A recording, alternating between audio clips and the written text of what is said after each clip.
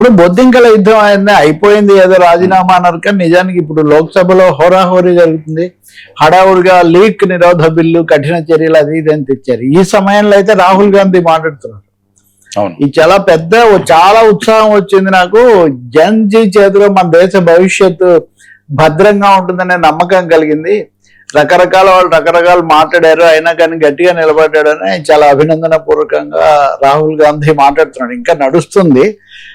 అంతకుముందు ప్రియాంక గాంధీ నిన్న మాట్లాడినప్పుడు అయితే ప్రహ్లాద్ జోషిని ఏదో పెనం మీద నుంచి పొయ్యిలోకి పడినట్టుగా ధర్మేంద్ర ప్రధాన్ తీసేసి ప్రహ్లాద్ జోషిని పెట్టారు. ఈయన ఇది వరకు అత్యాచారాలు సమర్థిస్తూ మాట్లాడిన వ్యక్తిని నియమించాడని ఆమె ప్రహ్లాద్ జోషి మీద విరుచుకుపడ్డారు. సో అక్కడి నుంచి బాగా హీటెడ్ డిబేట్ అనేది జరుగుతుంది. ఇంకా రాజ్యసభలో అయితే రిపీటెడ్ గా సభ వాయిదా పడింది. ఈ రోజు కూడా మళ్ళీ వాయిదా పడింది.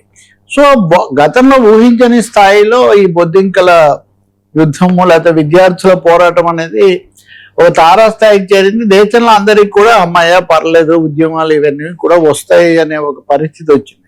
కానీ సమస్య ఏమంటే సుప్రీంకోర్టు ఒక ఉత్తర్వు ఇచ్చింది వీళ్ళ మీద చర్యలు తీసుకోవటం గురించి. ఏది శాంతియుతంగా నిరసన తెలిపే హక్కు ఉంది, దాన్ని చేయకూడదని అంటూనే నేర నేపథ్యం ఉన్న వాళ్ళ మీద మటుకు కఠినంగా ఉండాలి. మైనర్ పిల్లలను విడుదల చేయమన్నారని ఈరోజు చెప్పారు. దాంట్లో కూడా ఆరోపణ లేని మైనర్ పిల్లలను విడుదల చేయాలి. ఇంకేముంది అక్కడ? కాబట్టి మైనర్ పిల్లలను కూడా నేర నేపథ్యం ఎందుకు ఉంటుంది అసలు విద్యార్థులకు? 101 హత్యా ఆరోపణలు ఉన్న వాళ్ళు పార్లమెంటుకు వచ్చారని ఒక ఇది.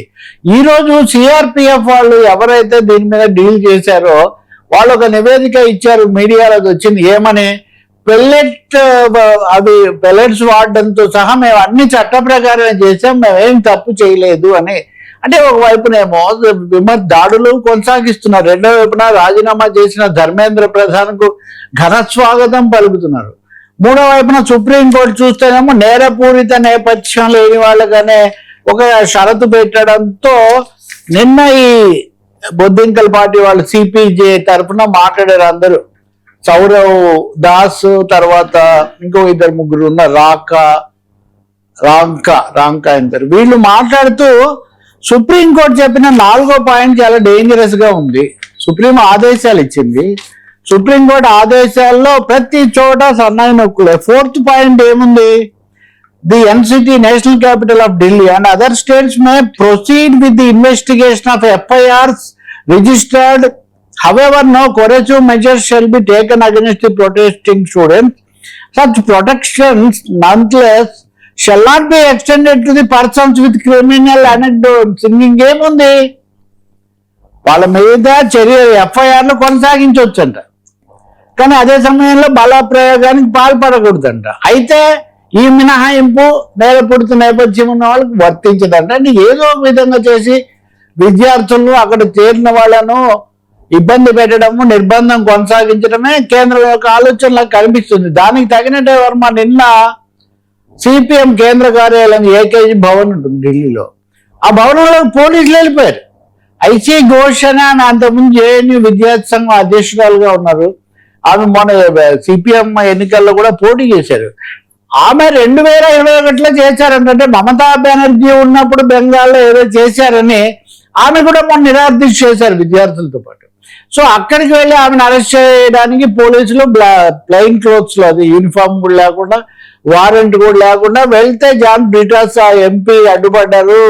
కాస్త అతను అడ్డుపడ్డంతో వాళ్ళు వెనక్కి వెళ్ళిపోయారు. అంటే నేను చెప్పేది ఒక జాతీయ పార్టీ కేంద్ర కార్యాలయంలో ఎంపీ సమస్యలోనే పోలీసులు వచ్చి జేఎన్యూ లాంటి పెద్ద సంస్థకు అధ్యక్షులుగా పనిచేసిన నాయకురాలని అరెస్ట్ చేయబోతే ఇంకా మామూలు విద్యార్థుల సంగతి ఏంటి అనేది పెద్ద ప్రశ్న. కాబట్టి విద్యార్థులు అయితే ముఖ్యంగా సిజేపీ ప్రకటించింది, మేమైతే మీరు ఈ లక్షణాలు మార్చుకోకపోతే మేము ఆందోళన కొనసాగించాల్సి వస్తుంది. మీరు 3 హామీలు ఇచ్చారు.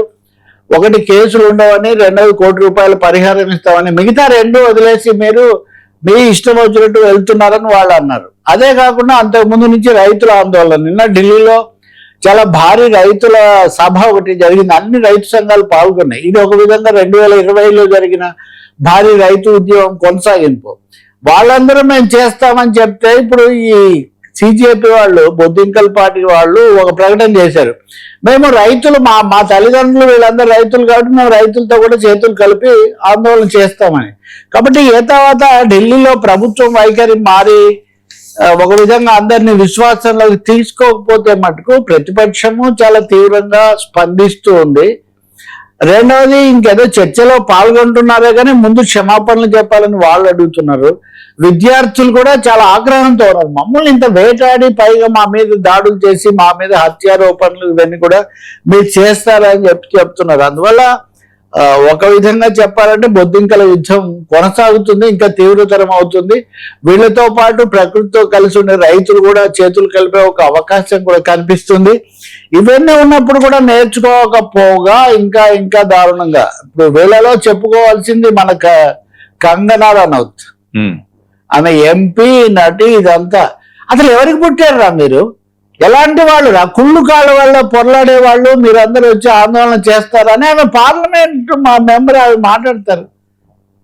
ఎంత ఘోరంగా మాట్లాడారంటే అసలు ఇలాంటి వాళ్ళు వీళ్ళు మనుషుల ఏ బాబుతో అది ఇదని ఆమె మాట్లాడితే నిన్న సిజేపీ నాయకుడు సౌరవ్ దాసు ఆయన మళ్ళీ ఒక కౌంటర్ ట్వీట్ చేశాడు. నిన్ను మీ పార్టీ వాళ్ళే పట్టించుకోరు, నీ గురించి మేమెందుకు ఆందోళన పడతాము, ముందు మీరు ఒక పద్ధతిగా మాట్లాడడం నేర్చుకోండి అది ఇదని అతను కూడా తగిన స్థాయిలో జవాబు చెప్పాడు. చెప్తే దిద్దుకోకపోగా కంగనా కుళ్ళు మాటలుగా ఈరోజు కూడా మళ్ళీ ట్వీట్, నేను చెప్పిన దాంట్లో ఏం తప్పులేదు, మీ అందరు కూడా అటువంటి వాళ్ళే, మీరెవరో ఏంటో ఎవరికి తెలియదు అని ఒక తీవ్ర స్థాయిలో ఆమె నన్ను అడుగుతున్నారు, నేను నటిని, నాకు 2 సార్లు జాతీయ బహుమతి వచ్చింది, వడ్డిచ్చేవాడు మనవాడైతే ఆఖరి బంతిలో కూర్చున్నా పర్లేదు, 2 సార్లు 4 సార్లు కూడా వస్తుంది, దానికి ఏముంది పెద్ద, 2 సార్లు నాకు వచ్చింది.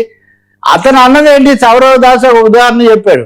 ఈ కంగనా రనౌత్ తన నియోజకవర్గానికి వెళ్ళి నేను ఎంపీ అయితే ఏమో అనుకున్నాను కానీ ఇంత పని ఉంటుందని నాకు తెలియదని ఆమె అన్నారట. సో ఆమెకు తన ఎంపీగా ఏం పని ఉంటుందో తెలియదని దాన్ని ఆయన ఉదాహరించాడు. ఈయన ఇప్పుడు అదవదిలేసి నేను జాతీయ స్థాయిలో 2 బహుమతులు తెచ్చుకున్నాను, నేను అందరికీ తెలుసు, పబ్లిక్ లైఫ్ లో ఉన్నాను, మీరెవరికి తెలుసు, పిల్లలతోనండి పోటీ, విద్యార్థులతో పోటీ వాస్తవంగా చెప్పాలంటే.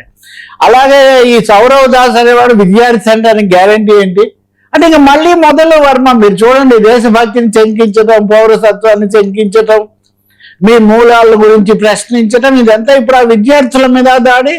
నేను ఇందాక చెప్పినట్టు ఐసిస్ ఘోష్ లాంటి వాళ్ళ మీద దాడి. ఇంకొక పెద్ద సమస్య కూడా వచ్చింది. వీళ్ళలో ఒక ఆయన మోహన్ దాస్ అని ఒక అతను, కేరళకు చెందిన అతను, సంఘ పరివార వాటితో పనిచేశాడు. అతను ఒక మాట అన్నాడు, చాలా భయంకరమైన మాట అన్నాడు. అక్కడ అంతా అల్లరి చిల్లరి గ్యాంగ్ అంతా చేరారు, మీరు కూడా చాలా వీడియోలు చేసినట్టున్నారు కదా, ఇలాంటి వాళ్ళంతా ఉన్నారు.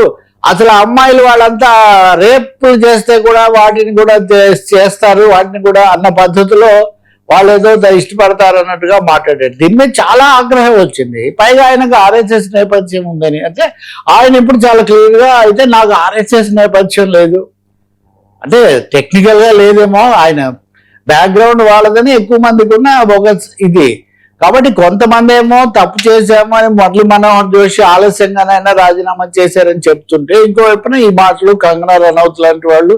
సో ఒక హోరాహోరీ ఇది పోస్ట్ వార్ అంటారు చూడండి, పోస్ట్ వార్ టెన్షన్ ఇప్పుడు ఢిల్లీని, ప్రతిపక్షాన్ని, ప్రభుత్వాన్ని కూడా పూర్తిగా ఆవరించిన పరిస్థితి. ఇది ఇంకా పెరిగేదే కానీ ఇది తగ్గదు అనేది మటుకు చాలా స్పష్టమవుతుంది. బహుశా ఇది యూపీకి వెళ్ళొచ్చు, ఇంకా కొన్ని చోట్ల రాష్ట్రాల్లో సమస్యలు వీటితో లింకులు పెడుతున్న పరిస్థితి, ఇవన్నీ కూడా మనం చూస్తున్నాం. సరే, ఒక్కడైతే ఉంది ఎక్కువ